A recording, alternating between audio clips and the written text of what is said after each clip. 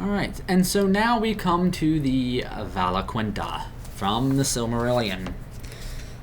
Now, this is divided into 3 parts, and the first part here is about the Valar, as we saw in the last section, that they had come into the world to keep it and to order it. This is created by Iluvatar from the music that they made. And so we now come to the part where they come into the world, and now we get all their different names. When they come into the world, there are, of course, other spirits that come in there with them. And these are the Maiar, which the second section of this talks about. And then finally we have of the enemies. And so all the bad guys that come from these beings. Anyway, we start out with there's 7 lords and 7 ladies of the Valar, 14 in number. And these are the powers of the world that govern what goes on here. And these are Manwe, Ulmo, Aule, Orome, Mandos, Lorien, and Tokas. And you have the queens, or the Avalier, Varda, Yavanna, Niena, Este, Avaire, Avana, and Nessa. Melkor is counted no longer among the Valar, and his name is not spoken upon earth. And in fact, the elves would later on give him another name, which we will come to when we get there.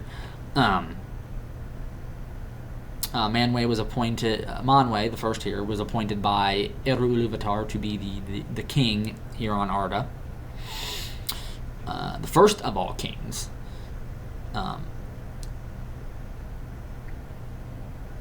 And he's basically the Lord of Winds and Clouds, basically the Lord of the Air. Or if, we're talking, the ancient mythologies, he's the god of the air, god of the sky.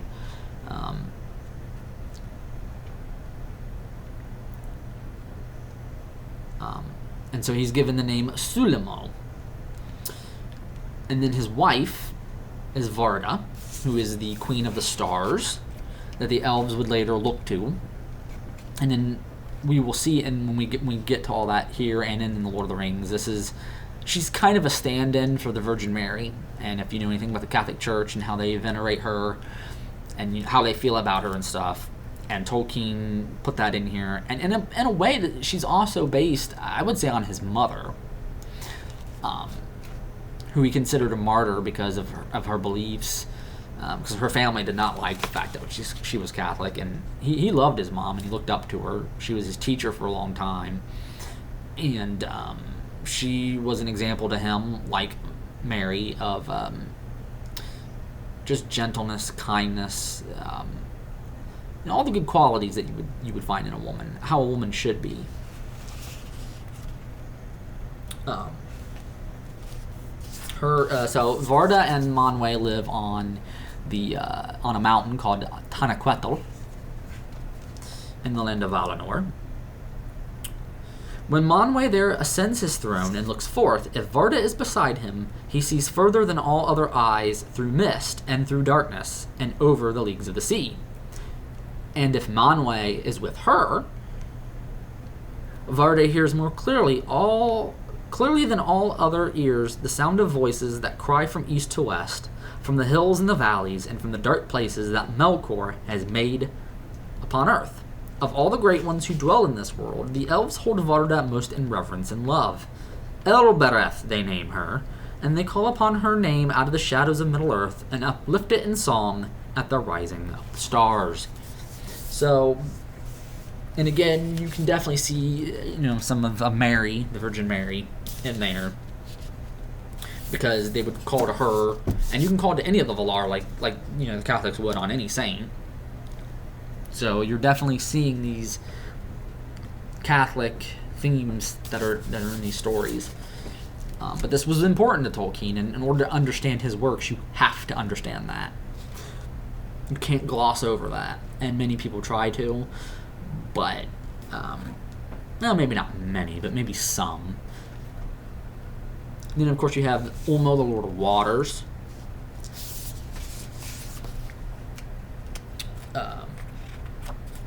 Ale the smith, who was their smith. Yavanna, the giver of fruits. And then you have the Fayanturi, masters of spirits. The brothers Anamo and Ermo, who were also called by the name of the realms they live in, Lorien and Mondos. Mondos is, of course, the keeper of the dead, so we're thinking maybe like Hades, you know. It's kind of like that. Orome, or Alderon, Lord of the Forests. We had, of course, a Nahar, who, as it says, was white in the sun and shining silver at night, which makes me think of another famous horse, which we, of course, will get to later on. You have Tulkas the Strong, or Astado the Valiant, as he is also called, who's a wrestler, and it's kind of like Thor, in a way. And Tolkien was big into Norse mythology.